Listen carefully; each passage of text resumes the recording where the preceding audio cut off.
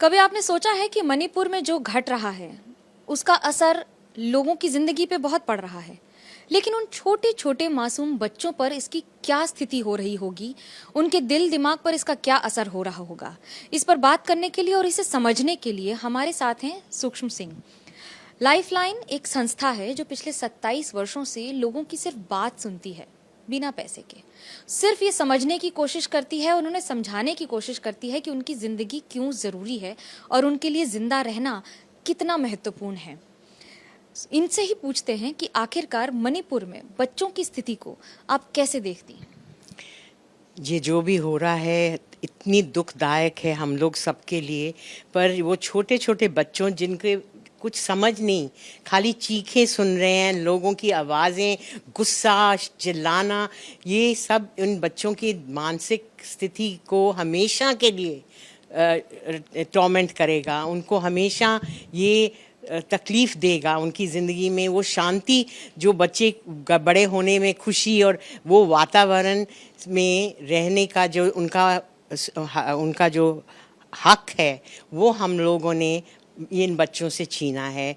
ऐसी घटनाओं के वजह से जब इंसान इंसान के पीछे में इतना दुश्मन बन गया है, सो बच्चों का ध्यान रखना सबसे ज़रूरी है। और ये सब जब शांति आएगी तब भी बच्चों को हमेशा उनको they will need special attention देना होगा, क्योंकि ये इतनी आसानी से मिटने वाला नहीं है जो उनको इस झेलना पड़ा है। जब आप बात करती हैं कि बच्चों की, तो जीरो से यानी कि शून्य, जो नए नवजात शिशु हैं और उनके 3 वर्ष की उम्र या फिर 3 से ऊपर वर्ष की उम्र, बच्चे बोल भी नहीं पाते हैं, तो क्या असर होता है इस ट्रॉमा का? ये तो अंदर अंदर इट्स उनको उनके मेंटल स्थिति में ये जो ट्रॉमा है ये एम्बेडेड हो जाएगा हमेशा के लिए।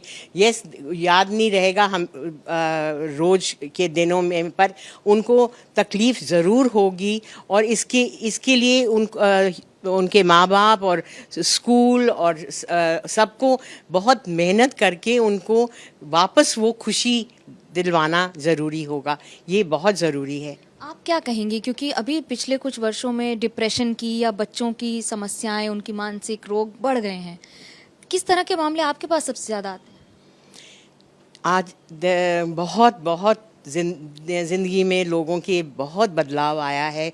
ये काम की वजह से नहीं कहूँगी, ये तकलीफ़ और ये जो ट्रॉमा ज़िंदगी में लोगों बच्चों के और फैमिलीज़ में हो रहा है, कोविड के होने वजह से और भी इतना बढ़ गया। जो टेंशन लोगों की लाइफ में, उनके जो ज़िंदगी में रोज़ का जीना कितना कठिन हो गया है। जब माँ बाप को घर चलाने में तकलीफ़ हो रही है तो बच्चों का तो मेंटल स्थिति का तो कोई सोचता ही नहीं है।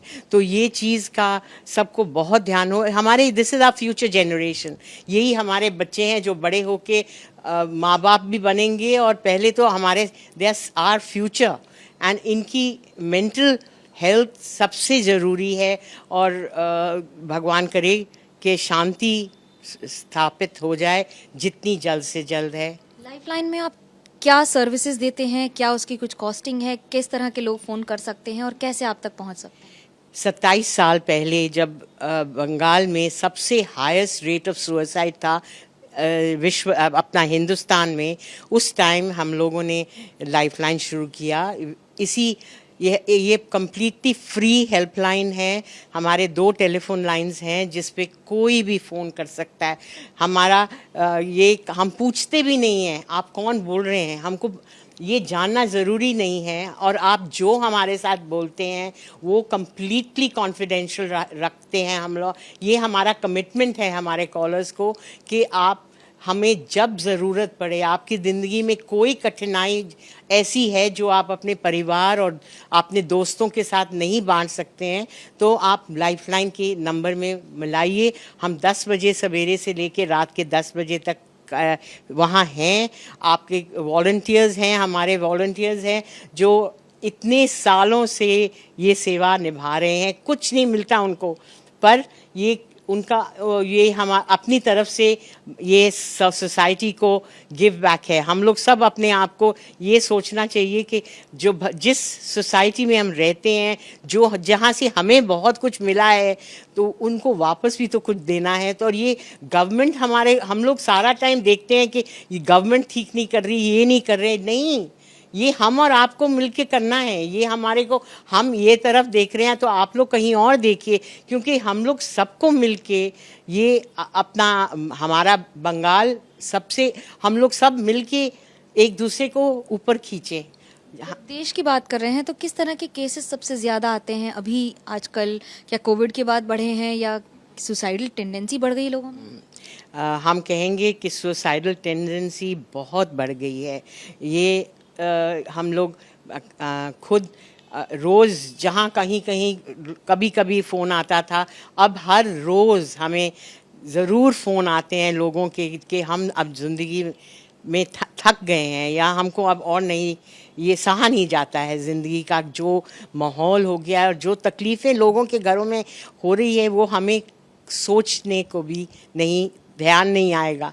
इतनी दुख तकलीफ बाहर है, तो एक दूसरे का ध्यान रखना और हम लोग सब सेंसिटिव करना, हमें हमारा एक ही ये आपको मैं कह देती हूँ आज जब आपने ये मौका दिया कि मैं I can speak to the people कि एक दूसरे का बिकम सेंसिटिव, मतलब हमारे मन में थोड़ा सा दर्द होना चाहिए दूसरों के लिए, अपना हमारे रिश्तेदार के लिए दर्द हो या बच्चों के लिए दर्द हो, वो काफ़ी नहीं है।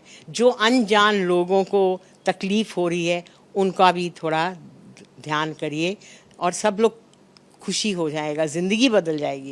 ये बात सही है कि ज़िंदगी बदल जाएगी, लेकिन ज़िंदगी को बदलने के लिए पहले खुद जिंदा रहना ज़रूरी होगा। कैमरा पर्सन सूरज पांडे के साथ मनोज्ञा लोईवाल, कोलकाता, एबीपी न्यूज़।